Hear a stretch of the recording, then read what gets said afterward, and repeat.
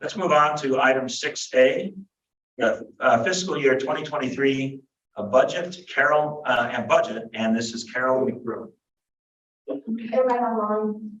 Hey, so what I'm proposing today is the 2023 draft budget. In your packet, you will find the memorandum. You will find the draft budget details by line items, and you will find draft budget totals at the 6% wage package increase, 7%, 8%, and 9%. In addition, starting on page 19 of your packet, you will find the first draft of the major projects and priorities that we're listing for 2023. And the final draft of the work plan, which is what that document's called, will be presented next month, but it's just for your review now. So I'd like to just go over some highlights of the budgets. And so I have a creative slide. We know that revenues decreased close to $2 million from fiscal year 2022. And it was due to cutbacks of the COVID pandemic emergency funding. We just wanted to remind everyone that dues, member dues remain the same as last year. We kept full FTEs budgeted at 39, and otherwise there were no other major budget changes. And I've given you a summary of the expenses based on each percentage of the proposed wage package increase. Basically, at every percent, the expense increases by about $33,000 a year. So my recommendation today is that we would discuss it and approve one of the percentages for the wage package increase. But before I open it up to discussions and questions, I'd like to go over the process that we've been through to get here, just to kind of remind everybody who might not have been here in the past. It basically started back in October of 2021 when we hired employees council to do a salary survey. That survey was completed in March of 2022. It was determined that most of the salaries were in line with the market, but that those that were not were adjusted accordingly. And then August of this year, we started to review our preliminary wage expectations. We looked at the CPI, which at the time was up 8% from the prior year. We also reached out to the members in this group and Dr. Cog to get an understanding of what their wage expectation increases were going to be. So then in September and October of this year, I came to the board and we created a draft budget at the 6, 7, 8, and 9% increases at the request of the board. And internally, we have determined that we are taking the 9% off the table because we believe that it shouldn't be considered due to the negative effects it had on the direct costs and to the overall budget. So here we are in November, and we did complete a comparative salary analysis on 5 different positions internally. We compared to the city of Colorado Springs, and we compared to the county. And the results showed that PPACG's mid-range salaries are within or below the cities and counties.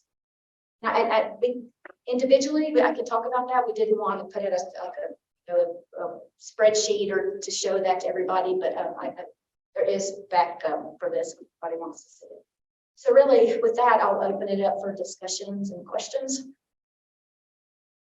Okay, and are there any questions from any of the board members with regard to this? And this is something that we'll have to make a decision on, and I think it would be prudent that we make that decision today, to just checking to make sure that that is appropriate. We need to make that decision today, right? Right. I mean, it has to be adopted by the end of the year. Ideally, we don't like to wait until the very, very last minute in December, like we did last year. They're kind of, as far as us getting organized and getting ready for the new fiscal year, kind of puts our backs up against the wall. So ideally, if we can come to a decision today, if the board can, that would be super. Nancy? Yes, I have a question. This is Nancy Hingham. Does staff have a recommended percentage increase? You've taken 9% off, and you've given a reason for that. Do you have a recommendation?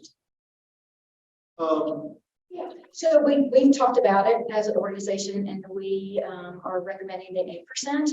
And for a couple of reasons, but we did not do a mid-year adjustment. And it is it's reasonably in line with what the city and the county have reported as their increases. So we're recommending 8. Yes, sir. Thank you, Mr. Chairman. Couple of things for those who remember from last year.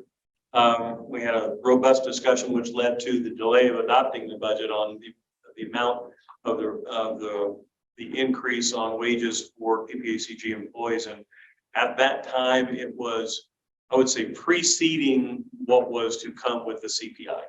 The CPI came in much higher than what anybody anticipated that it would have been, and it's continued. So I was one of the ones last year that was very much advocating for a very moderated approach to those raises, not going crazy. And then I turned around when we did our county budget, and we actually did much larger raises than what we did at PPACG, because that's what our studies were showing us. At this point, I would support the 8% increase. I think not only because of, I kind of feel like we're a little behind where the marketplace was and inflation was, and what was done with other governmental agencies around the area. Not only did we do our salary increases, but we also in the county did give a retention bonus to employees utilizing ARPA funds. And I think there was a lot of other organizations that kind of did something similar again, there was no mid-year adjustment. There was no, retention bonus or anything like that from the pandemic that employees for PPACG saw. So I think it would be appropriate to do the 8% because of all of that. A motion? Thank you. Yes, Commissioner Elson. Yeah, it's more than Park County can afford. But then last year, I think we did a little bit better than PPACG. And the way I look at it, dues aren't going up and we're able to do this. If my dues were going up 8%, then I go. But because, we're able to absorb it and give that 8%.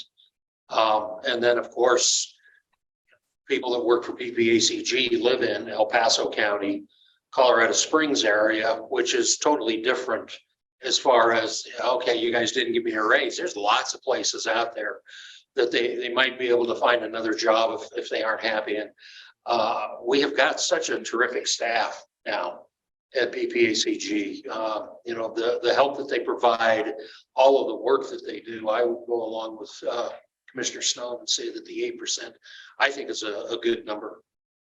Great, thank you. And let me just check, and again, it's hard for me to see. Do we have any hands raised, or do any of the board members that are online have an interest in commenting? The conference, or do you guys are? Put my thumb up. John, do you have an opinion? Can you see my thumb? No. Thumbs up. John and I are giving thumbs up. Okay, thank you. Yes, Nancy. So I know we can continue to have a conversation at the risk of moving this too quickly. I would like to move that we accept the staff as well. Second, Mayor. Thanks. All right, so we do have a motion and a second, and that motion, We couldn't hear the motion. Oh, thank you. So there is a motion and a second to accept the 8% wage increase. And then Andy, you correct me if I state this wrong, but if we resolve the wage percentage component of it, we still have to consider the budget itself as well, right? For it to be part of all one motion, you've got 3 or actually 4 different options of budget sheets. It's a single budget sheet in your packet that has a 6%, 7%, 8%, 9% assumption built into it that is what would be approved. So you're basically approving the budget for 2023 at an 8% salary full increase. That could be done in all one motion. It could be done in one motion, but there isn't necessarily anything wrong with this being its own motion as well. Well, that would be my motion. Yes. And that would be my second for that motion. Sorry. All right. So we have an amended motion and an amended second to include the 8% salary budget increase and also approving the overall budget proposal. So what I'd like to do is now make sure that everybody gets an opportunity. If there's any other questions about the budget or any questions about the 8% increase, but now this is a conversation about the entire budget. You just need to make sure that people have a chance in case there's something else in the budget they want to ask questions about. So let me open the floor and see if there are any comments or questions about the entire proposed budget with 8% salary increase. We know I was not at last month's meetings, and it looked like you ironed it all out last month is what it sounded like to me. Okay. That's right. Just to make sure, do you see any hands raised or anything? I can't see them from here, but any hands raised from online? No? Okay, very good. All right, it doesn't look like we've got any further questions or comments with regard to the 2023 budget with the 8% salary increase. Let's go ahead and proceed with the vote. All those in favor say aye. Aye. All right, and are there any opposed? Congratulations, look at that. We completed our 2023 budget determination on time. Wow. Well, and thank you. And on behalf of the staff, it's an amazing staff we have in place right now. We've been through some things the past several years, and we've got an amazing team now. So they appreciate your support.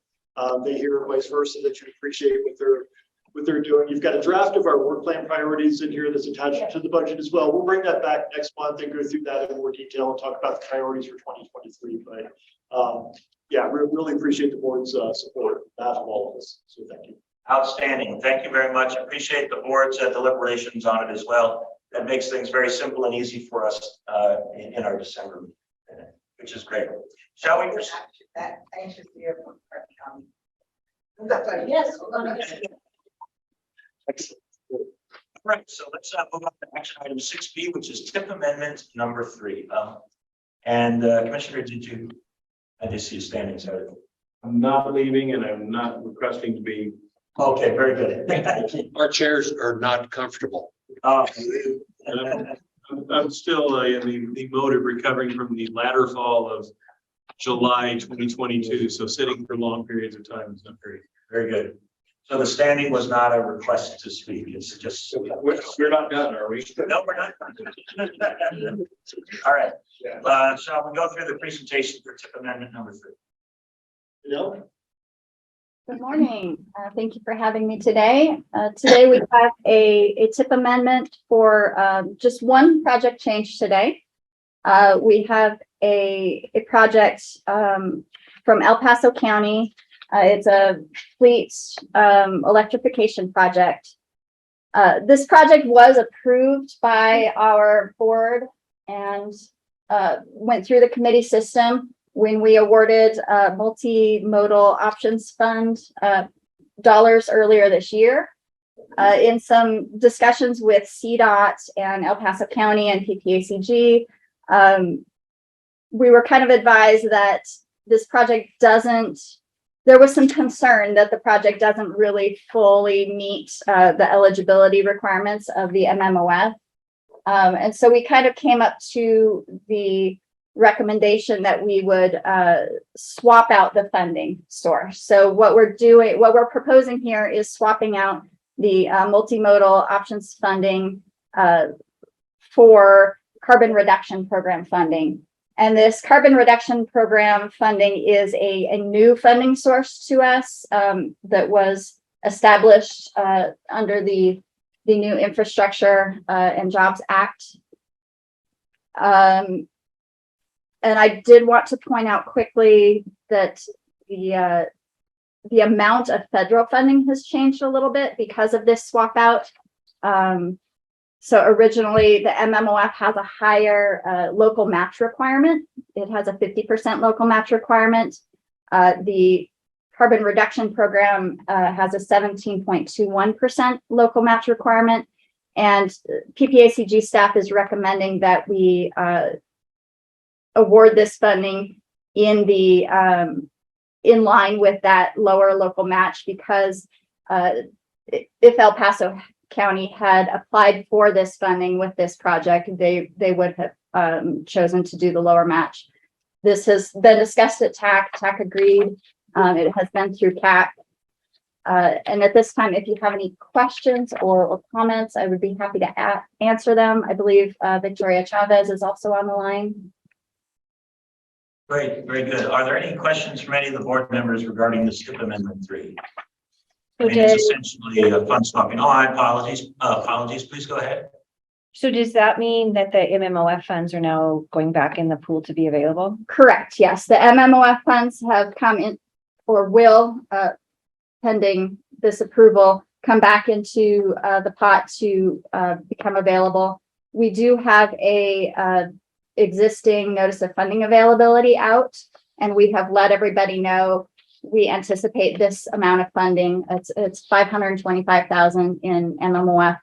Right. We anticipate that being available. Okay. Great. Appreciate the question and the response to that. Are there any other questions? Yes, The Commissioner. match on that, is that go back to El Paso County or is that from PPACG? I don't know much about that from my, work at the county, so maybe I can ask the PPACG staff to respond to that. The local staff is from the jurisdiction. It's from El Paso County. But the MMOF dollars, I think is what he was asking.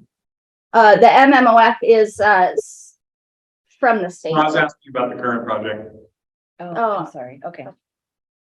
So do you want me to jump into now? Two different interpretations. Yes, sir. So yes, the MMOF had a different match rate. I believe it's 50-50, but I don't have a packet in front of me. So El Paso County was paying half and the MMOF is the other half. By moving to the carbon reduction, which again, I'm just using ballpark numbers, moves to an 80-20 match.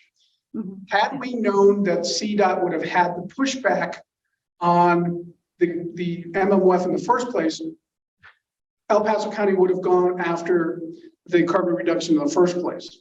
So the TAC discussion was, and it concurs with the staff recommendation, was that El Paso County needed to be held harmless because this is quite frankly a CDOT issue. And again, I'm not throwing stones, but so in the transfer, El Paso County does get more regional funds and then has a reduced match that they are paying. But given that, again, none of this was on the table in the first place, the TAC discussion was to hold them harmless and make sure that they got the higher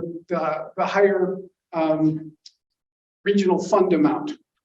Now, obviously, El Paso County has a ton of projects in the tip, so that was the other part of it. Is it's not like they're going to take the match money and put it in their pockets. It's going to go to other projects.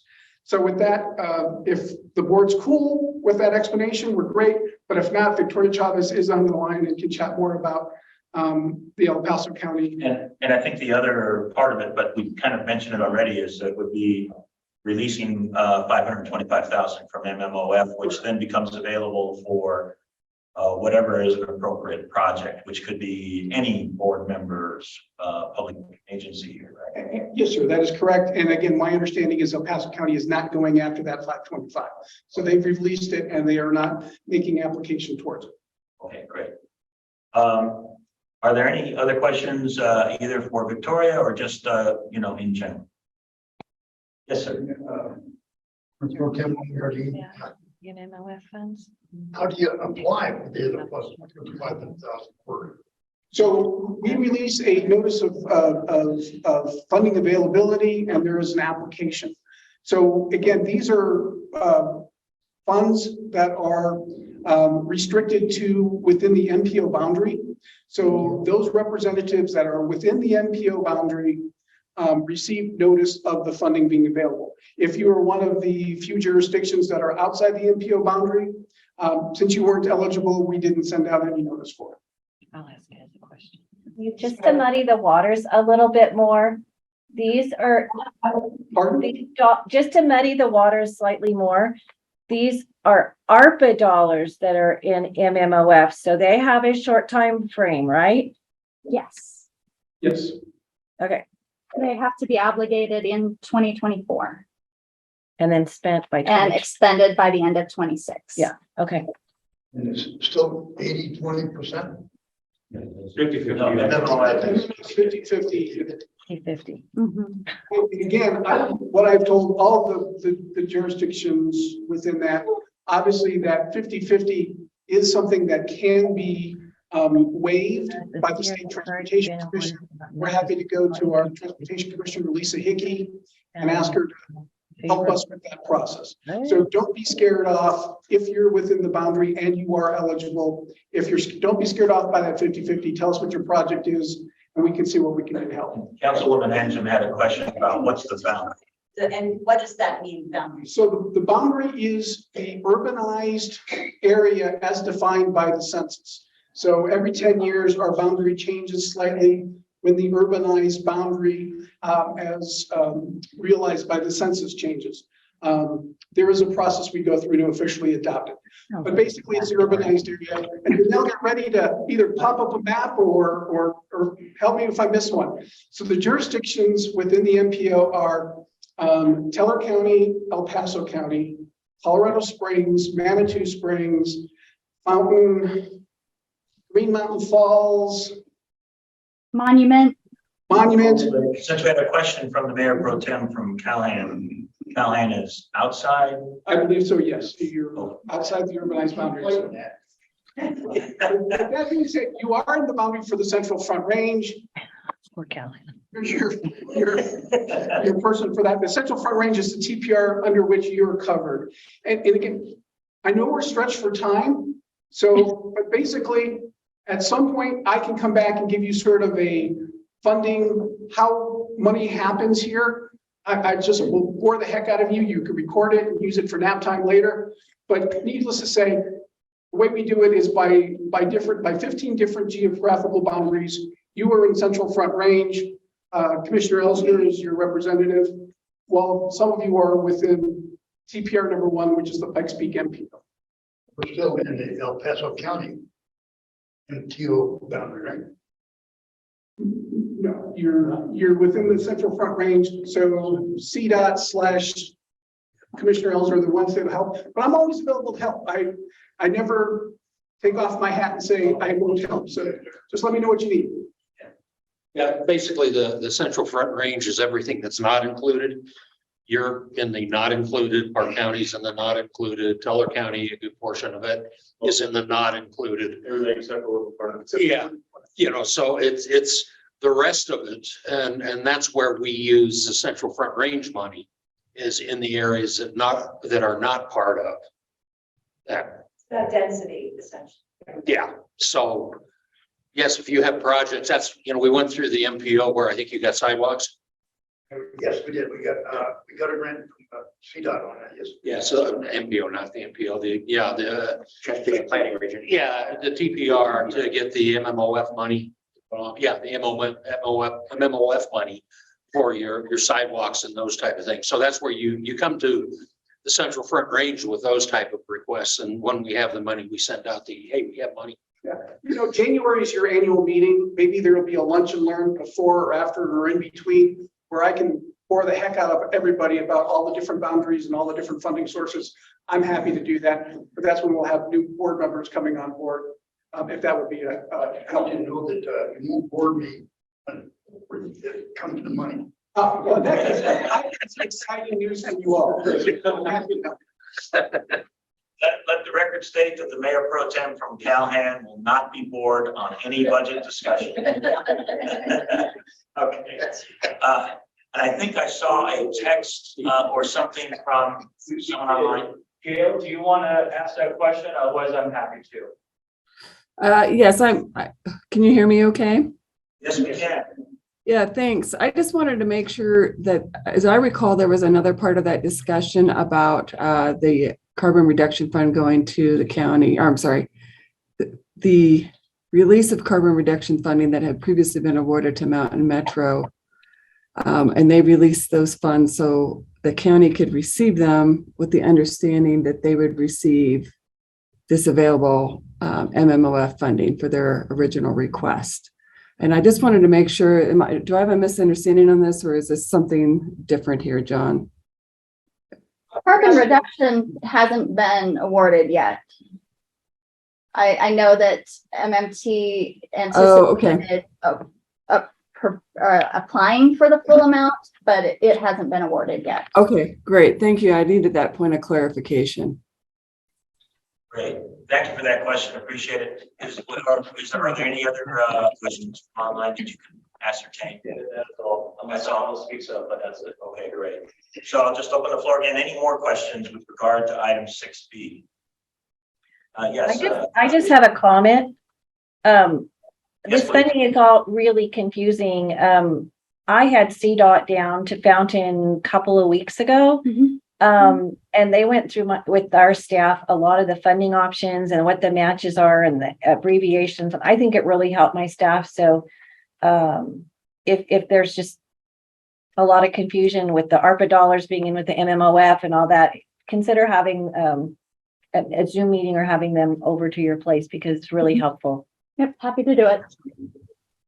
I appreciate that comment, but I tell you what it is kind of suggesting is maybe it is something that would be appropriate to agendize for a future PPACG meeting, some kind of more detailed conversation about the different boundaries, and different colors of money and everything else so that the board members for PPACG can have a little more, a better Well, yeah, understanding. but our staff, your staff needs it to know what to apply for. So they have a full understanding. So it needs to be, but it might be one of those commercials we talked about PPACG making with staff that we can all just walk. That we can all just watch and at our own leisure.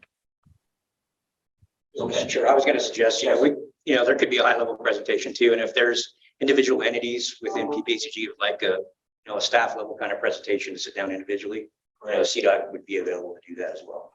So in case that wasn't clear for anybody online, CDOT is offering to give those presentations to your public agency. And let's see if we can do something about getting something up for PPACG. That's great. Thank you. And Commissioner Stone, you had your hand raised. Yeah, I just wanted to make a motion to approve TIP amendment number 3 for fiscal year 2023 through 2027 as presented. I'll second that. All right, that has been moved and seconded. One last opportunity for any comments or questions, and also just confirming we got nothing that's still have nothing else online. Okay, very good. All right, hearing none, let's. Oh, I'm sorry. You unmuted, but I don't know if that was an anticipation for the vote. I'm sorry. Commissioner Bremer, you unmuted, but that might have been anticipation of the vote. Anticipation of a vote. Thanks. Okay, there we go. Okay, very good. Thank you. So let's go ahead and proceed with the vote for item 6B. All those in favor say aye. Aye. Aye. Aye. And are there any opposed?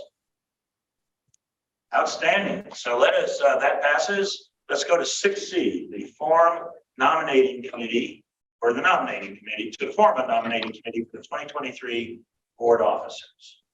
Yes, Mr. Chair, it's that time of year where you prepare for new board leadership for the upcoming year. So today the action is to appoint a nominating committee. I will mention I put out a request to board members a couple of weeks ago for those who were interested in serving in a board leadership position, chair, vice chair, second vice chair, treasurer, secretary, to let me know by next Monday, the 14th, if they're interested in serving next year. So far, I've gotten responses back that 5 are interested in serving. We've got 5 positions.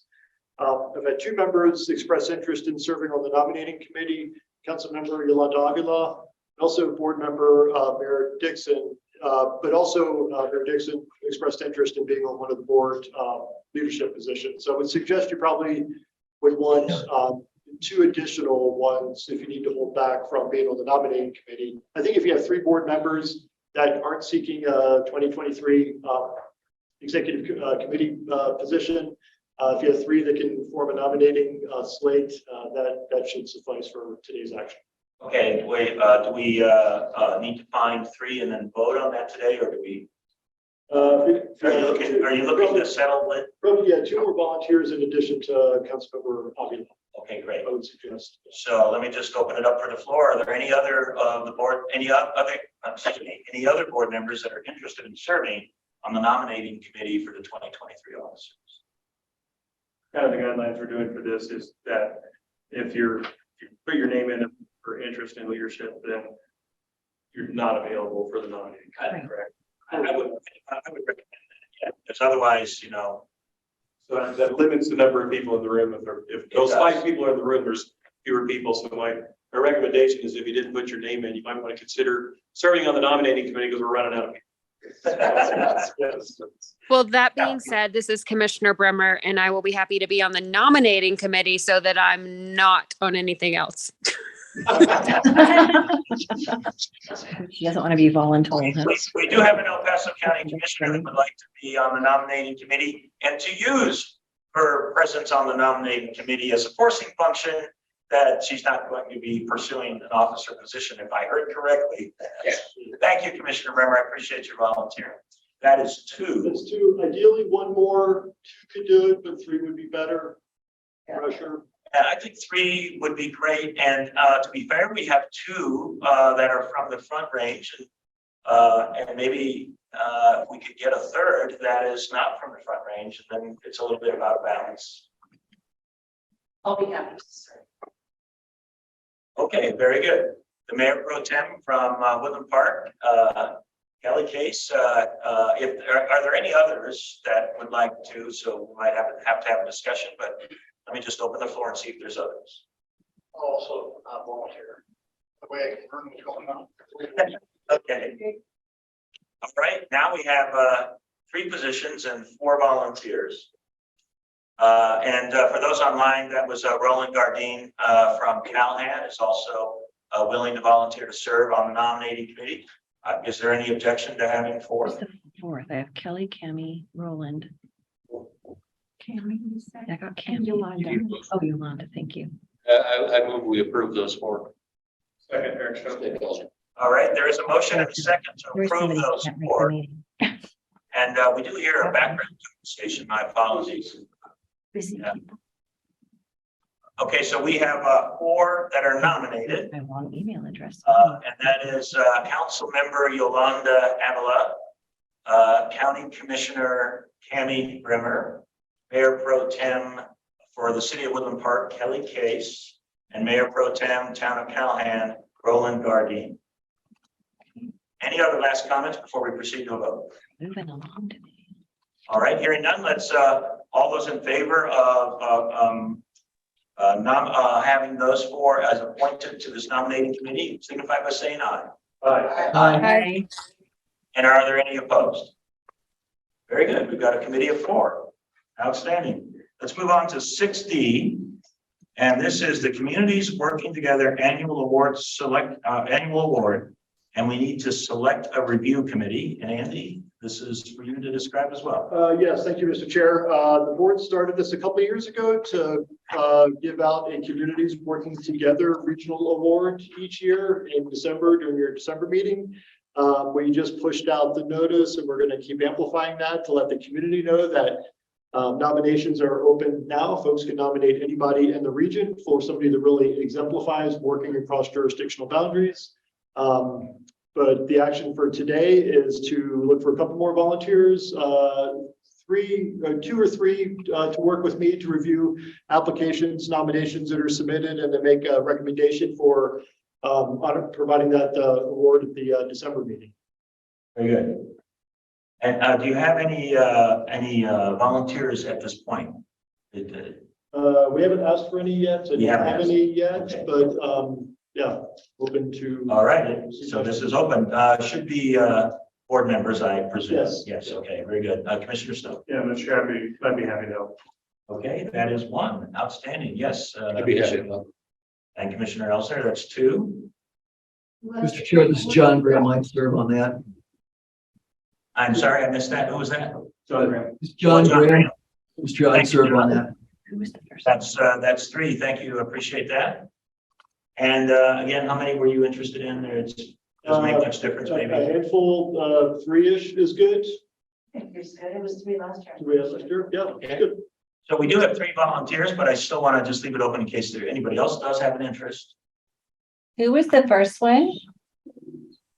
I didn't understand it. Who was the first one? Eric Stone. Eric, thank you.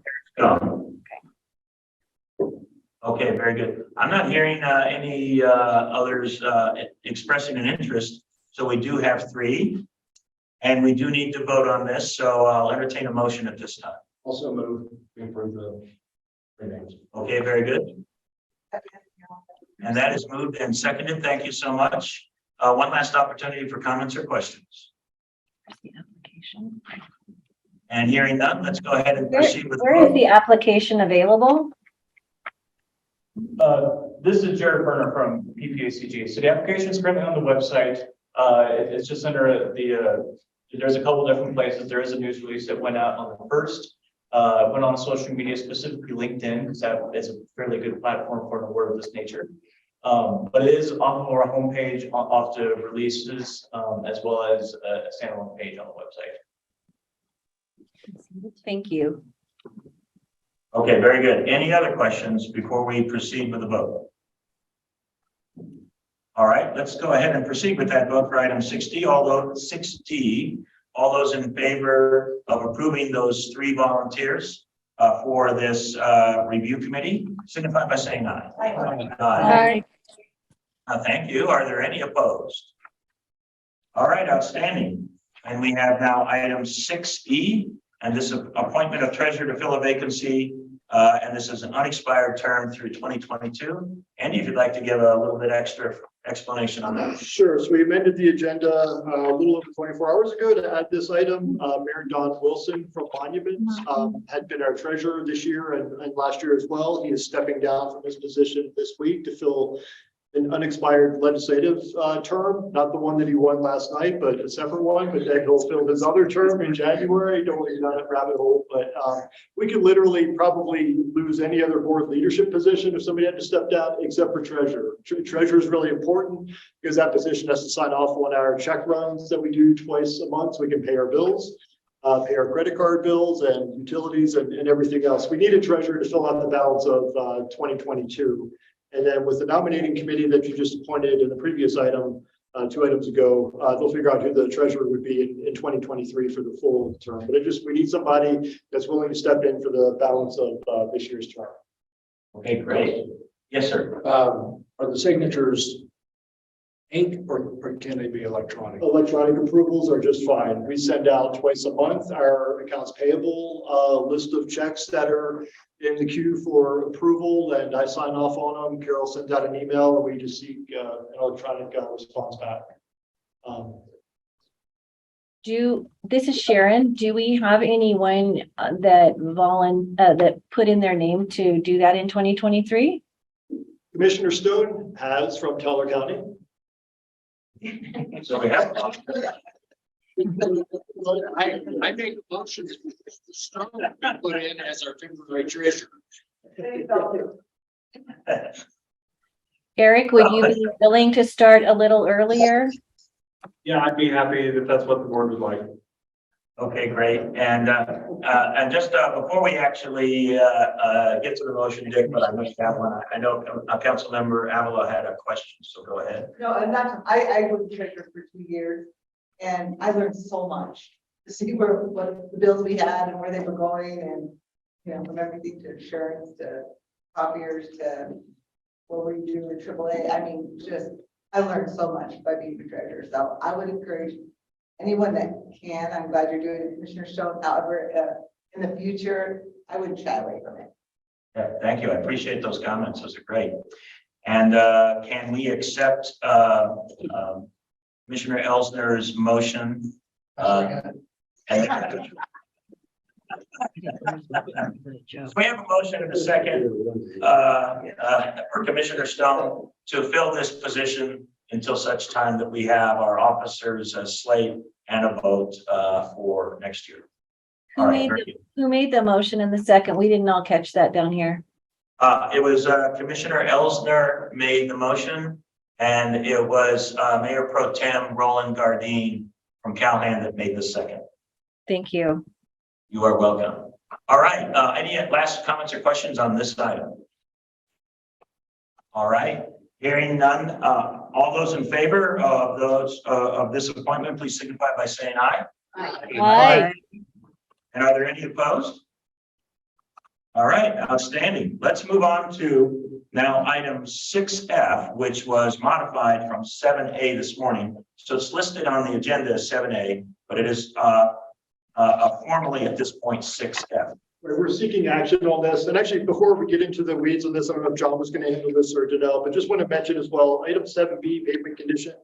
Target setting, we're a little bit presumptuous, but decided to hold off on having that presentation today. Just sort of did that on the fly just now since we were running a little bit behind as far as getting started this morning. This item, the item 7B, can wait another month or two until we have that presentation. I think we've communicated back to the CDOT folks who are going to give that presentation. So after the legislative items, we would suggest just jumping into updates from our partners in Park County and our other agencies here. Okay, so what you're doing is you're proposing 7B.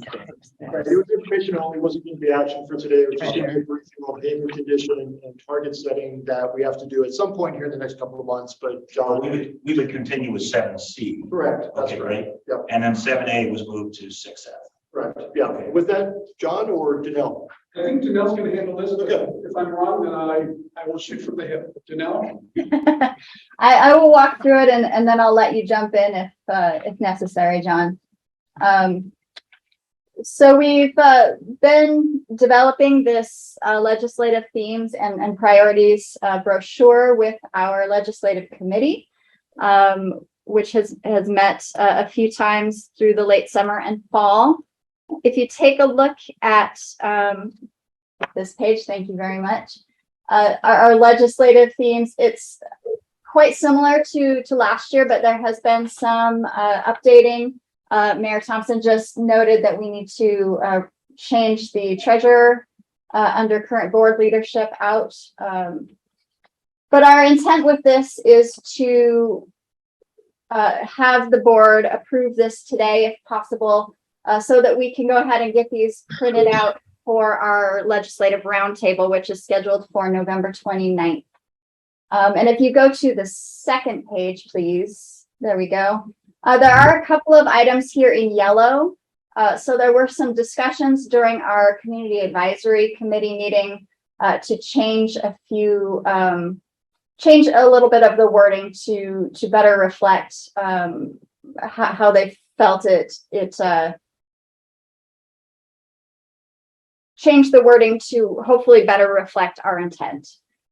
So we did take a couple of words out that were in there on accident, and then we made a couple of changes here. Originally, this said regional quality of life, and we updated it to say maximize quality of life through local control.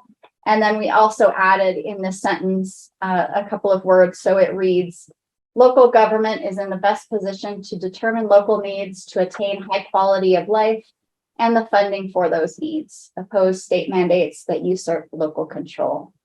And at this point, if anyone has any questions, if anyone from the legislative committee would like to speak to the initiatives or the priorities, that would be wonderful. Great, thank you very much. I'm just super excited. We're getting it done so early this year. We can print a few, and then if we need to make changes, we can come back and print a few more, but I'm excited to be this far along in the process. Great, thank you. And if I could, these, just make sure I understand it clearly. These are the recommended changes from the legislative committee, is that correct? Yes. Okay, great. So that was deliberated over by our legislative committee, which is good. Are there any other comments from any of the legislative committee members that you'd like to make with regard to your proposed changes, Commissioner Stone? Yeah, not specific to the brochure or the information that's been put in front of you, but just want to make sure everybody's aware, especially because we're getting ready to go into the holidays, and as soon as the holidays are over, legislature's in session. So, next month, who knows what people are doing with holiday parties and that, but we are hearing rumblings on multiple fronts about the legislature making a move on establishing state land use regulations. This is a major assault on local control, which is the key component of our legislative priorities, is to maintain local control. Every county, every town is unique and different, and we believe legislative committee has already talked about this. It's already being talked about at CCI. I'm sure maybe even CML is starting to talk about this as well. But it's something that we're all going to need to work together on if maintaining local control over land use regulations is a goal of this organization. I know it certainly is a goal of Teller County. So just want to make sure that everybody's aware of what's coming based upon those who didn't want that to happen were hopeful for a little different outcome from the election. It appears that the early returns on the election is going to give a significant, continuing to have a significant amount of power in the majority party right now. And we are being told this is a very high priority for them. And so it's something that we all need to be prepared to comment on, to send letters, to pass resolutions, do whatever we can to put heat on the legislature and its committees in regards to land use regulations and the maintenance of local control over this. I'll just make the point, I appreciate those comments and I'll echo comments. I think actually it does depend on what they ultimately propose as to what level of concern that I would have, right? But I can think of situations where they might do a one size fits all statewide kind of requirement that then forces a local governments down a particular path that guarantees lawsuits, for example. So that there's things that would be really a huge problem. And I don't know what they're trying to pursue with this, although I can probably guess on at least a few items. But I think we can, for example, stand firm on the importance of letting local government do their job. Let local government do their job. Yes, Commissioner. Yeah, I think one example is the push to have a statewide WUI code. I like to say WUI. People look at me and say, what the heck is that? But it's wildland urban interface. They want to have one code that fits all, which when you get into an area like Park County, if I had to do some type of code in Park County, you look out in South Park and say, okay, that grass never gets very tall. That's not a big problem. You look on the Bailey side where we're 75% national forest, and we have houses that are on private property that have a lot of trees around. That's a different situation. They want to have one that fits everything.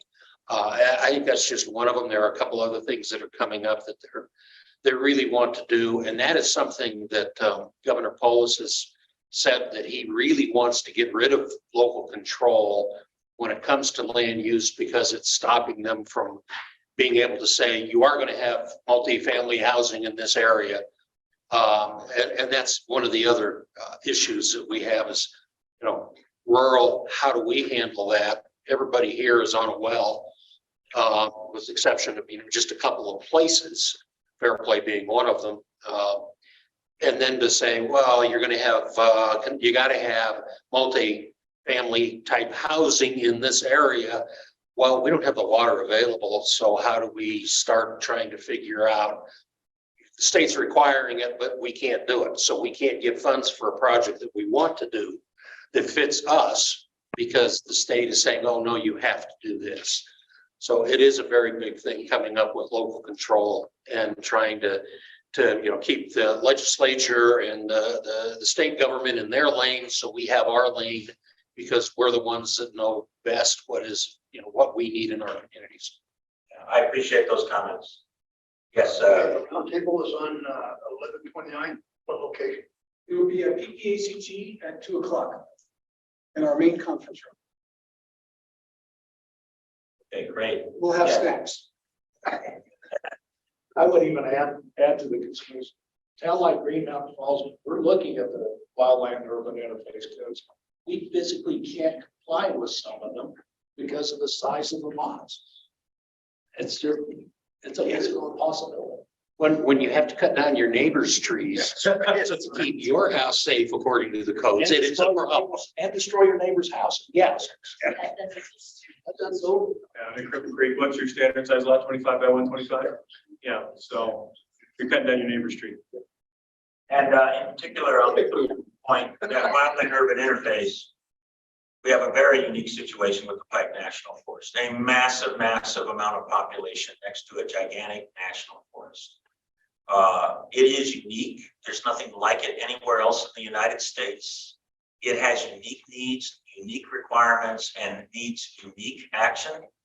And a one-size-fits-all state-controlled response to a wildland urban interface, I don't know what that'll all mean in the end, but I know it's not going to work in this unique situation in the Pikes Peak region. There's going to be something about what they propose that isn't going to work for us. I just know it. Yes, please. Yeah, no, I just would like to propose a motion to approve the PPACG 2020. Get him back on track. Second. And council member Jim just wanted us to move forward on the agenda. Thank you very much. Who was the second? Okay, thank you. Mayor Pro Tem Kelly Case was the second. Are there any last questions or comments on this item? If I might just put a final Yes, point on please. what Mayor Thompson said, we will do two printings, one for the meeting on the 29th with the current officers. And then once you go through your annual meeting and have a new slate of officers, we will do a second printing and we will send those up with Dan's plan and make sure that they get distributed. And one last comment is the 29th is a Tuesday. That's when El Paso County has its board meetings. So sometimes we finish in time, but I'd say 2/3 of the times we don't finish by 2 o'clock. We did move it. I know. Because I think our initial date was going to conflict with a major land use hearing. Yeah, you moved it from a previous Tuesday to a later Tuesday when we have our board meetings, so Tuesdays. Oh. I'm confused too. I thought the 29th. I thought that's The we already 29th is a Tuesday, and that's when you moved it to, because I said, oh, that's cool, that's the 5th Tuesday. We don't have a meeting on the 5th Tuesday. Yeah. And again, my apologies, Commissioner, we did the best we could. We had our legislative co-chairs. So we were working with Commissioner Elsner's schedule. We were working with Mayor Thompson's schedule, and we were just trying to do the best we can. So hopefully it will end and you will be there because again, we did move it because it is very important for you to be there. And hopefully we have a role for you in the actual proceedings. So Okay. if you're not going to be there, we'll shift. Well, let's just be hopeful. But I don't know what the agenda will be at that point. So I can't confirm for you if it'll be a shorter meeting or a longer meeting, but it's actually 2 meetings. And we have on that particular day, we have well, actually, so it might be that we will not hold the second meeting in the afternoon because it is the 5th. That was the hope. When we Tuesday. chatted a few weeks ago, thinking that there won't be a land use. Yeah, so it might be okay. So Okay. I might keep fingers crossed. Yeah, let's keep the fingers crossed. Okay. All right. So we have a motion and a second. I think we still need the vote. So all those in favor with the motion to approve this package here, please signify by saying aye. Aye. Aye. And are there any opposed? All right, very good.